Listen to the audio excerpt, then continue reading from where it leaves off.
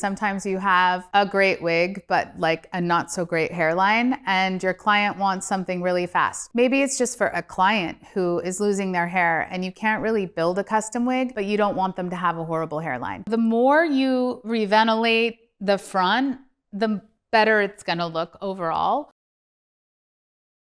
So probably early on in my career when I was designing for a theater project, oftentimes you don't have a great budget and you're working with a team of designers, not just one hairdresser, but you're working with a costume designer, you're working with a set director, you're working with the director, you're working with the actor who has a way that they want to see themselves, and the director wants to see something and the set designer wants to see something, and sometimes all of them are telling you how to do the wig as well. And you know, as a designer, as a hair designer, it is your job to collaborate with these people, and you really have to have, you know, a good skill set to be able to handle and collaborate with other artists and give up your ego, right? And just get into the job and like create. Right? You're all there to create this vision, this play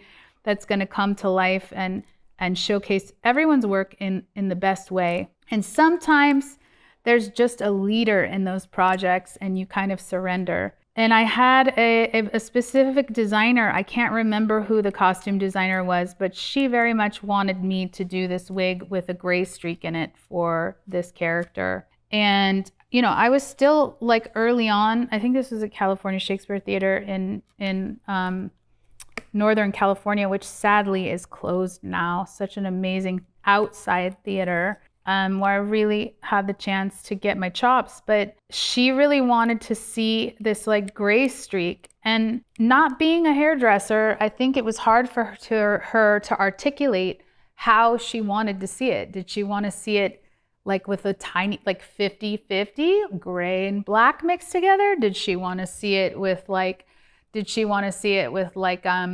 you know, like just a solid section? Did she want to see it?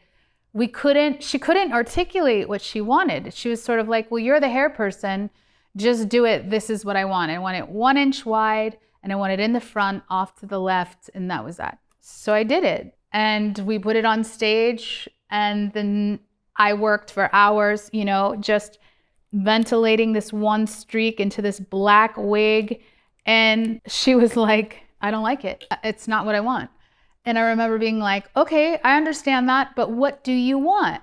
You know, like, I need to know what you want. She was like, I don't know. You're just gonna like have to figure it out. For 4 or 5 days, I took out my work and had to retie it. Like, I redid this wig 4 or 5 different ways because even with a picture, like, she couldn't articulate. And, you know, there's part of you that's like, is she just like testing me and giving me a hard time because I'm like new and young? Like, you're kind of crying at night, asking yourself the answer, you know, like, do I really want to do this for a living? Like, I don't seem to be able to make anyone happy. I don't know what she wants. I can't get there. I've redone this thing so many times. And at some point I was even working in the salon and working on the wig, and she came in to just check on me, like to check on it to see if it was going to be done for the production that night. So it was like, I was working all day in the salon.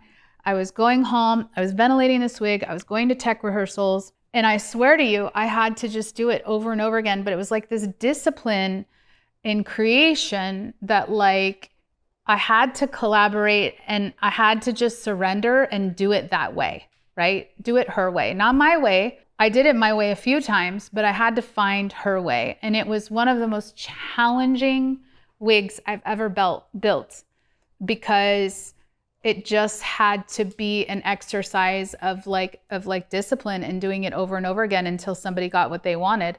And I learned a lot from that, right? I learned so much. I learned how to ask more specific questions in the beginning.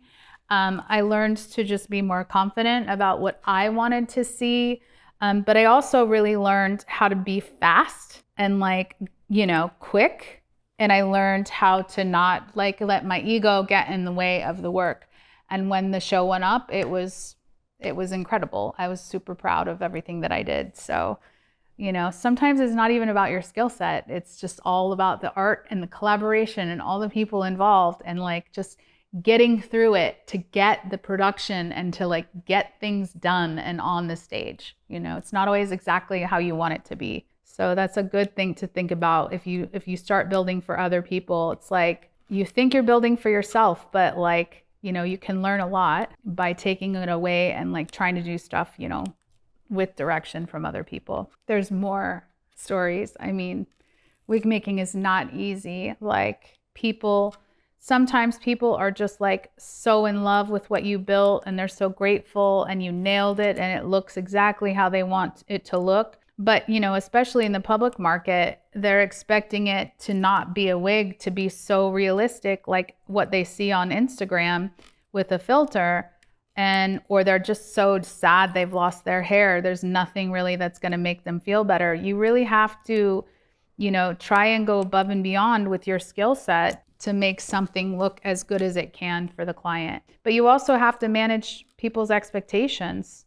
Being a wig maker, it's not just about like your oh yeah, I'm gonna get you this thing. It's like, hey, you're gonna wear a wig, you're gonna have these challenges, you have to put it on every day. It's not something that I want you to sleep in. You have to wash it a certain way, all these things. You know, you can't just like make something and then throw it out the window and hand it off to somebody and expect it to be like handled the way you want it to be handled. We're in a really thick part of the material and I'm having so much trouble just getting through 4 layers of lace. So this is a lot of layers. You can see it's a little bit thicker. It's where all the material meet, right? So all the material is meeting right here and I've got to go through all of that. It's almost hard. And I just want to pick up the lace right underneath. I don't want to bunch all the way out here. I just want to grab a little bit of what's underneath without like lifting it up. And then coming back up is just, oop, I got it once, I can get it again, is really hard. Sometimes I have to like even pull it vertically, wiggle around a little bit and see if I can get through 4 layers. And I did. It's there.